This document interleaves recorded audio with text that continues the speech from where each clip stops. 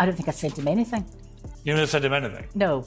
I think there may have been a couple of emails exchanging, but that was it. Netflix have said that these details are the real ones. That this is exactly completely incorrect. So I didn't think it was going to get to the extent that it did get, but it definitely started in that moment, Since its release in April this year, Netflix's true crime drama Baby Reindeer has become a huge pop culture phenomenon.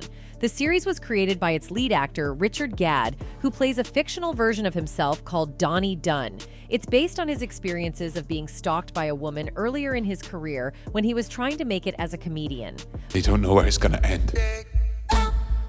I think one of us is going to have to die now. Buzz around the show quickly snowballed as audiences tried to track down the real-life people the show's characters are based on, particularly Dunn's stalker, Martha Scott, and his alleged abuser, Darian. The speculation culminated recently when Piers Morgan interviewed Fiona Harvey, a 58-year-old Scottish woman who fans outed as the real Martha Scott. Fierce Fiona blasted Richard Gadd, who fans now believe will eventually let the cat out of the bag. Text messages? Nope. Facebook messages? Nope. Did you tweet him? I may have done years and years ago. You actually tweeted him numerous times. After its debut, the show was met with widespread praise from audiences and critics alike, earning itself a 98% score on Rotten Tomatoes. 11 days after Baby Reindeer was released, Netflix announced that it was submitting the show for consideration at the 2024 Emmys, Deadline reported. Because Baby Reindeer is based on a true story, it wasn't long before fans started searching for the real people involved with the show. According to Google Trends, fans were mostly searching for Baby Reindeer Real Martha, as well as Gadd and a man viewers thought was his real-life abuser.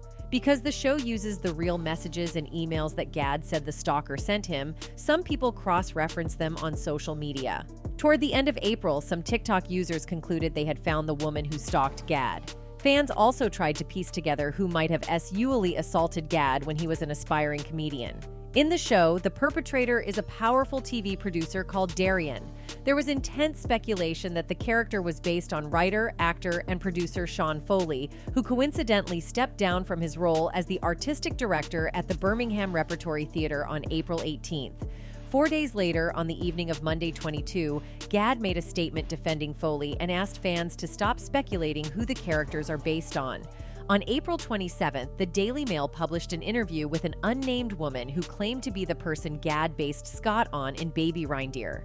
The outlet did not reveal her name. The woman criticized Gadd and said, "He's using Baby Reindeer to stalk me now. I'm the victim. He's written a bloody show about me." She also said that much of the show is false and that she was considering legal action against Gadd and Netflix.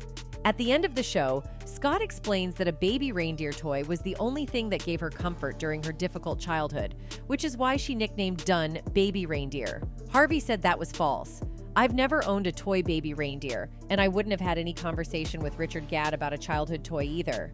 Netflix hosted a Baby Reindeer screening and Q&A session on May 7th in Los Angeles, with both Gadd and Gunning in attendance. When asked how he depicted the real people depicted as characters in the show, Gadd said he feels toxic empathy toward his stalker. "I never saw someone who was a villain," Gadd said. "I saw someone who was lost by the system, really. I saw someone who needed help and wasn't getting it. At the end of the day, she's just someone who's in a lot of pain." I remember when I was going through it, I remember, when I was getting, in real life, I was getting stalked, and it was relentless, and it felt like it was everywhere, and I felt like my life wasn't really functioning. On May 8th, Piers Morgan announced that he had interviewed Fiona Harvey, the woman who the stalker is allegedly based on. In a tweet, the media personality wrote, "World exclusive. The real-life Martha from Baby Reindeer breaks cover and gives me her first TV interview about the smash hit Netflix show. Fiona Harvey wants to have her say and set the record straight. Is she a psycho stalker? Find out tomorrow on Piers Uncensored." Before the episode of Piers Morgan Uncensored dropped on Thursday, May 9th, Harvey spoke to the Scottish newspaper, The Daily Record, about the interview. She claimed that Morgan only paid her £250 for her appearance and said that he used her. "I have my own thoughts on it that I'd like to keep to myself, but I wouldn't say I was happy. It was very rapid to try to trip me up," Harvey said. "He did it fast-paced to catch me off guard." In the 54-minute interview, Harvey denied stalking Gadd and claimed that she didn't send him 41,000 emails, as Gadd claimed in a 2019 interview with The Independent. "I don't think I sent him anything. There may have been a couple of emails, jokey banter, but that is it, Harvey told Morgan. She also alleged that Gadd propositioned her for S, but she declined. When Morgan asked if she'd watched Baby Reindeer, Harvey said, "No, I think I'd be sick. It's taken over enough of my life. I find it quite obscene. I find it horrifying, misogynistic," she explained. "He's making money out of my misery. He's making money out of untrue facts. He's the ultimate misogynist." There are a number of people to sue, the woman accused of being the inspiration behind the hit series Baby Reindeer warned. Insisting that she had only met the comedian a handful of times, she said, "I will be taking legal action against Richard Gadd and Netflix. We have instructed lawyers in part, but we want to explore all the options out there." During the now infamous interview, Fiona added that she had been subjected to trolling and death threats, describing the online abuse as horrifying and misogynistic. Before the episode aired on YouTube, viewers questioned the ethics of Morgan's decision to interview Harvey, since Gadd told The Independent that the real person who inspired Martha was mentally unwell. As it aired, fears about the ethics of the show were realized, and many fans shared their guilt about watching the interview. "Part of me doesn't want to watch the interview, but I can't stop watching," said one. During the interview, which amassed nearly 4 million views in just 12 hours, Harvey denied close to everything she has been accused of. "I think he probably made them up himself," Harvey alleged, instead suggesting she sent him just a handful. When pressed by Morgan for a number, she said she sent the comedian less than 10 emails. The 58-year-old also claimed she had only met the comedian a few times and asked him to leave her alone in the tense exchange with broadcaster Piers Morgan. In the wide-ranging interview that poses questions about spotlighting vulnerable individuals for entertainment and the role of Ofcom in policing online content, she revealed details of her impoverished but middle-class upbringing in Scotland and that she was in a 5-year relationship with a male lawyer. Harvey said, "My mother worked incredibly hard. My parents got divorced when I was 9, but she worked like a Trojan." She also said she has a lawyer boyfriend with whom she has been in a relationship for 5 years, and he finds the show and news coverage horrendous. Asked if she had watched the drama, she replied, "Not at all. I've heard about the court scene, about the jail sentences and all this sort of stuff. I haven't watched any of it." She counterclaimed the allegations of stalking and said she was, in fact, the victim. She also discussed her treatment online after fans of the show discovered her identity. "It's taken over enough of my life," she said. "I find it quite obscene. I find it horrifying, misogynistic. Some of the death threats have been really terrible online, people phoning me up. It's been absolutely horrendous." However, Harvey did admit to coming up with the nickname that inspired the series. "I had a toy reindeer, and he'd shaved his head. That bit is true, and there were reindeer in the shops because it was Christmas time or something. It was a joke. So I have inadvertently penned the name of the show." Harvey also denied she had ever been convicted of stalking Gadd or that she had ever been sent to prison.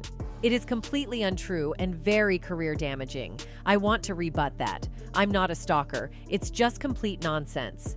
Asked if she had a message for Richard Gadd if he was watching, she said, "Leave me alone, please. Get a life and get a proper job. I am horrified at what you've done."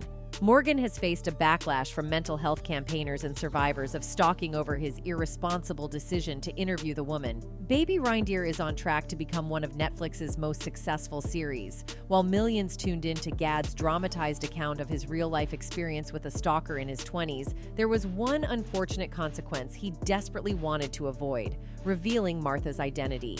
In Gadd's defense, the Scottish comedian said that he never told his stalker's name to the media. He also changed key facts about her for the Netflix show, so much so that the woman wouldn't even recognize herself. In an interview with GQ in April, Gadd explained that their focus was on capturing the emotional truth, not creating a factual profile, he said. "We've gone to such lengths to disguise her that I doubt she would recognize herself in the show." I don't like to make these interviews too political, but it does feel like we're at a crisis point with our public services right now. Going through the police process on the stalking case, I really did feel quite confronted with just how much lack of resources there seemed to be, how the police have been gutted. There were also, Gadd adds, times where he questioned the lack of help being given to his stalker. Like, why wasn't she being helped in some way? "I left with more questions than answers," he revealed. "Now at least it's over, sort of. I suppose the situation, shall we say, my dealings with the person who stalked me is certainly over," he says. "The emotional ramifications do live on." Gadd adds, "When you go through quite a relentless ordeal of stalking, it does imprint itself upon your soul a little bit." I still live in its aftermath a bit for sure, but I guess that's why I do the art. To work through it, to understand it, to try and let go of all these kinds of things. What really elevates Baby Reindeer is that while it is a series about being stalked, it is not only about this. The centerpiece 4th episode, told in flashback, hits like a punch to the gut. The episode shows Donnie's relationship with an older, successful TV writer he meets at the Edinburgh Fringe. The man purports to offer him comedy advice and career mentorship, but he starts inviting him around his London flat, where the two would regularly take hard drugs.